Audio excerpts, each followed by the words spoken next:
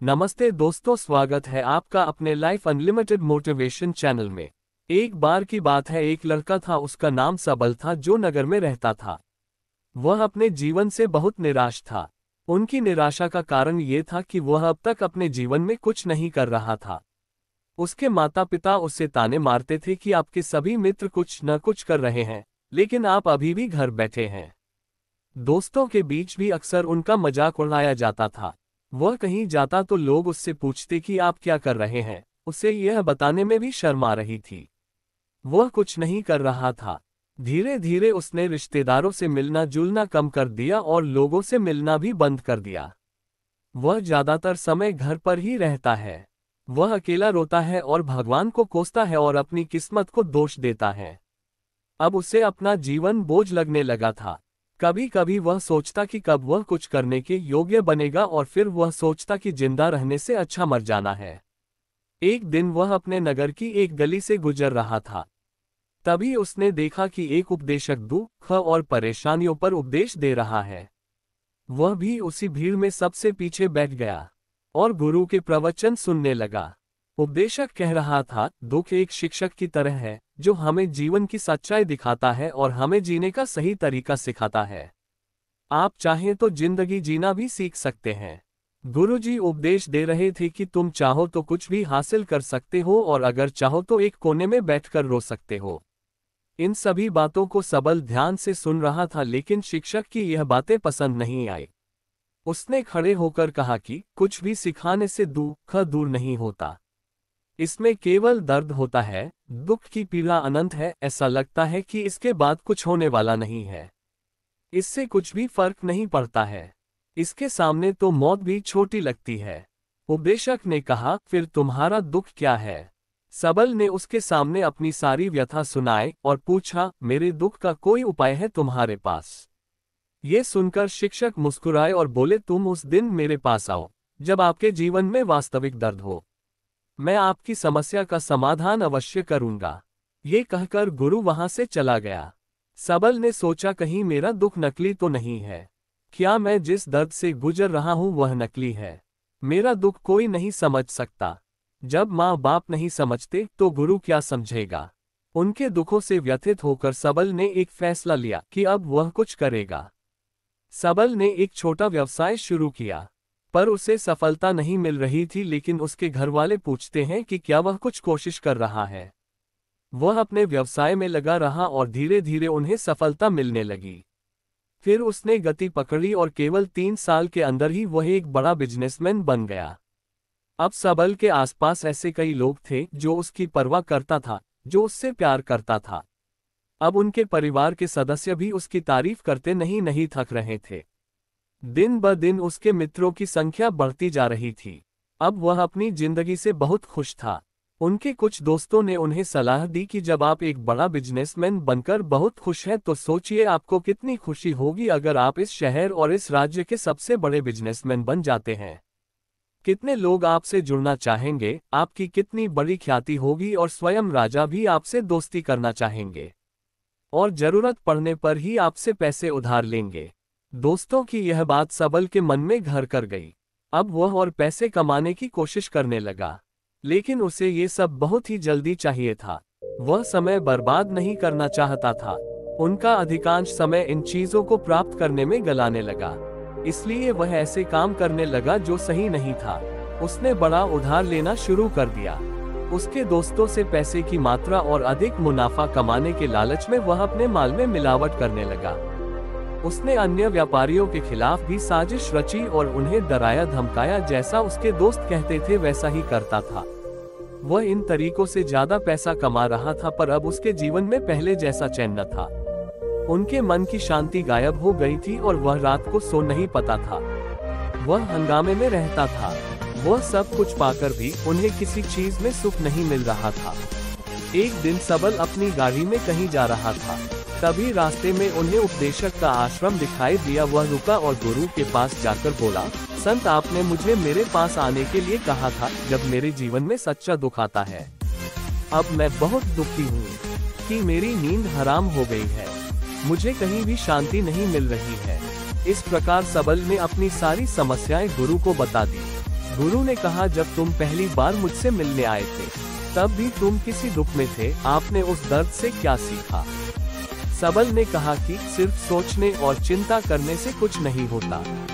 आपकी दृष्टि को सच करने के लिए ये कार्रवाई करता है, और सिर्फ काम करने से कुछ नहीं होता, परिणाम भी मिलना चाहिए। जब आपको लगता है कि आपका लक्ष्य हासिल नहीं होने वाला, तब राह में चाहे कितनी भी मुश्किलें आ जाएं, मन कितना भी निराश क्यों न हो, कितना भी लगता हो कि अब कुछ नहीं होने वाला है, तभी विश्वास करें, मैं जो भी कर रहा हूँ उसमें अवश्य सफल होऊंगा। लोग केवल सफल लोगों का सम्मान करते हैं। कोई कितना भी अच्छा क्यों न हो, वह हमेशा लोगों की नजरों में बोझ बने रहते हैं। ये सब सुनकर उपदेशक मुस्कुराया और बोला, जब आपके पास है तो यह वास्तविक दुख नहीं है। अपने जीवन में वास्तविक दुख आए तब मेरे पास आओ, मैं उसे ठीक कर दूंगा। सबल ने जाते समय साधु को सोने के सिक्कों से भरा घड़ा भेंट किया। घड़े को देखकर गुरु ने कहा कि यह मेरे किसी काम का नहीं है, उस पेड़ के नीचे गड्ढा खोदकर गाड़ दो। सबल ने घड़े को पेड़ के नीचे दबा दिया, जैसा कि गुरु ने बताया, और वहां से चला गया। कुछ दिनों से कारोबार ठीक चल रहा था, लेकिन व्यापार के गलत तरीके के कारण धीरे धीरे उसे व्यापार में घाटा होने लगा। उसकी सारी दौलत धीरे धीरे खत्म होने लगी, और एक दिन ऐसा भी आया जब उसके पास कुछ भी नहीं बचा और उस पर कर्ज का बोझ चढ़ गया था। परंतु वह निश्चिंत था, क्योंकि उसने अपना सारा कर्ज अपने दोस्तों से लिया था। उसने सोचा कि उसके दोस्त बुरे वक्त में उनके साथ खड़े रहेंगे, लेकिन ऐसा कुछ नहीं हुआ। जैसे ही बुरा वक्त आया, दोस्त पहले उससे कर्ज मांगने लगे। अगर उसने कर्ज नहीं लौटाया, उन्होंने उसे जान से मारने की धमकी भी दी। उनके सभी शुभचिंतक और प्रियजन उससे दूर हो गए। उसके दोस्त जो उसके साथ मस्ती किया करते थे, अब उससे दूर भाग रहे थे। उसका परिवार उसकी गलतियां और कमियां गिनने लगा। उनकी सारी संपत्ति नीलाम कर दी गई और उसके पास कुछ भी न बचा। जब उसने अपने पिता से मदद मांगी, पिता ने कहा कि मेरे पास थोड़ी सी संपत्ति है, मैं तुम्हारी माँ को क्या कहूँगा अगर मैं तुम्हें दे दूँ? ये संपत्ति हमारा अंतिम उपाय है।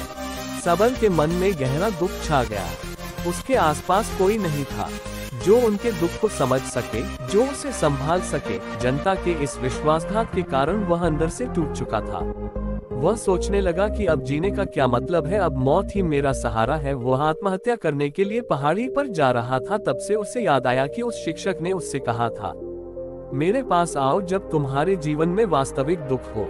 सबल गुरु के पास गया और अपनी सारी व्यथा सुनाई। आंखों में आंसू लिए उसने कहा, हे गुरुजी, मेरे दुख का निवारण कीजिए। गुरु ने कहा, जब जीवन में असली दुख होता है तब मेरे पास आ जाना, मैं इससे जरूर ठीक करूंगा।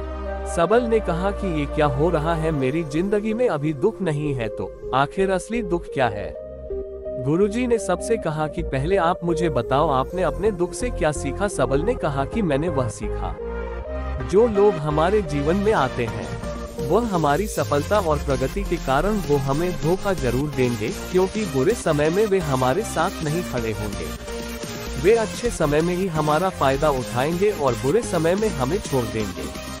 उन लोगों पर ही भरोसा करें जो हमारे बुरे समय में हमारे साथ खड़े रहते हैं। लेकिन ऐसे लोग बहुत कम होते हैं, लेकिन जिनके पास है उन्हें उनकी सराहना करनी चाहिए, उनका अपमान नहीं करना चाहिए। मैंने कभी भी किसी के खिलाफ साजिश नहीं रखना चाहिए। अपना काम ईमानदारी और धैर्य से करें और कभी लालची मत बनो। अपने सारे दुख, दर्द और अनुभव बयां करने के बाद सबल गुरुजी के सामने आंखों में आंसू लिए बैठ गया। कुछ देर बाद साधु उठे और पेड़ के नीचे एक गड्ढा खोदा और घड़ा निकाल लिया, जो सोने के सिक्कों से भरा हुआ था। उसने सबल को देकर कहा, मेरे पास आओ जब तुम्हारे जीवन में वास्तविक दुख हो। सबल ने अपने शिक्षक को धन्यवाद दिया और उसे प्रणाम करके चला गया। उस पैसे से उन्होंने एक छोटा सा व्यवसाय शुरू किया। अब वह छोटा व्यापारी बनकर भी खुश हैं। उन्होंने पूरी लगन और ईमानदारी से कारोबार किया। जल्द ही वह अपने शहर का एक बड़ा व्यापारी बन गया। उनका जीवन सुख सुविधाओं से भरा हुआ था।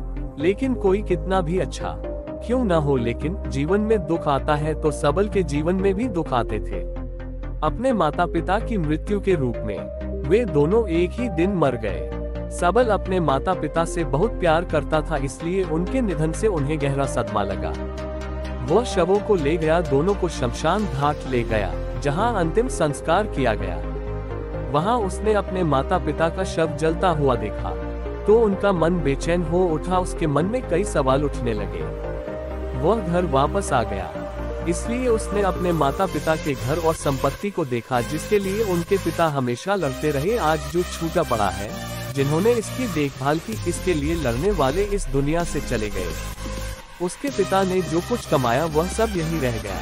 एक दिन पहले तक उसके पिता मारपीट करते थे किसी के साथ उसकी संपत्ति के लिए, आज वो खुद इस दुनिया से चले गए।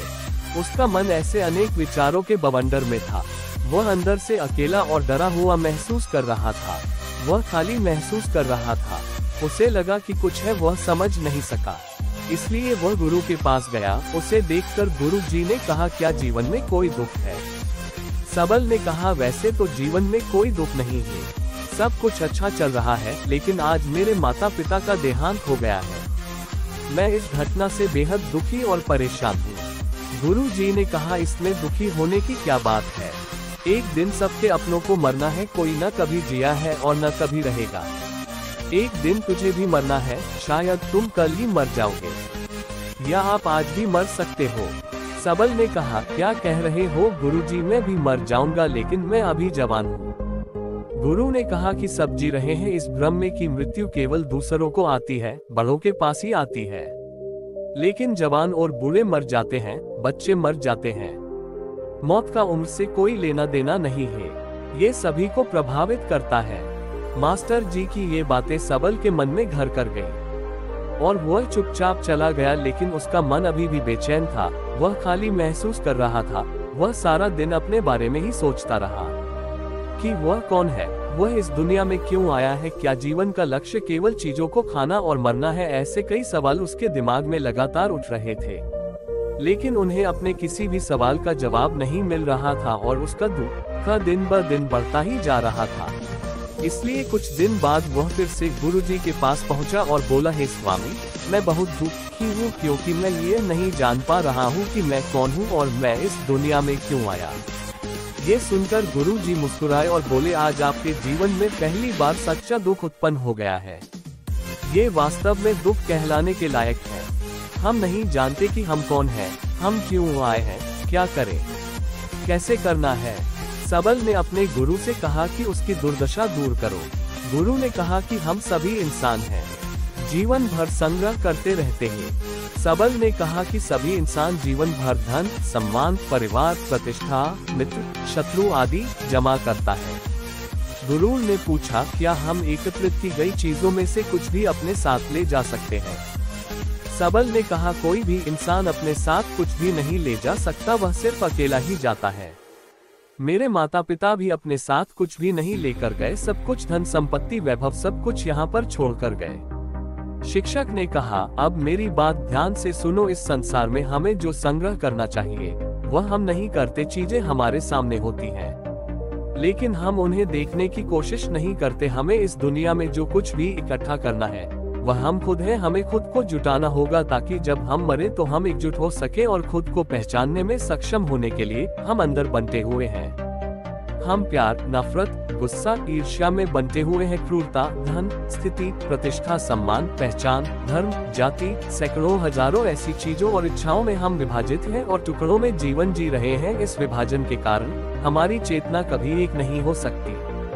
हमारी चेतना शक्ति बिखरी हुई है, इसलिए हमारे पास इतना समय नहीं है, इतनी ऊर्जा नहीं कि हम मुड़ सकते हैं और अपने भीतर देख सकते हैं। वास्तव में धन, सम्मान और सुविधाओं का अभाव, लोग इसे दुख समझते हैं और जीवन भर के लिए जो दुख कहकर रोते रहते हैं।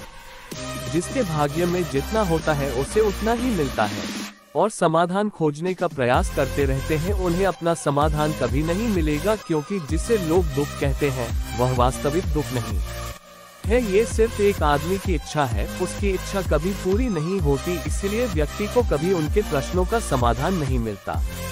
इसलिए इन सब से परे, यदि आप अपने दुखों का अंतिम समाधान चाहते हैं तो सबसे पहले खुद को समेटो। इस दुनिया से अपनी ऊर्जा वापस ले लो और इकट्ठा करो। अपने आप पर ध्यान केंद्रित करो, स्वयं पर ध्यान दो। अपने मृत्यु से पहले अपने आप को जानने की कोशिश करो, बिखरो मत। सबल ने कहा, तो गुरुजी, क्या हम इस संसार को छोड़ दें? हमारी सभी इच्छाओं को मार देना चाहिए। किसी से प्रेम नहीं करना चाहिए, धन संग्रह नहीं करना चाहिए, सम्मान की आशा छोड़ देनी चाहिए।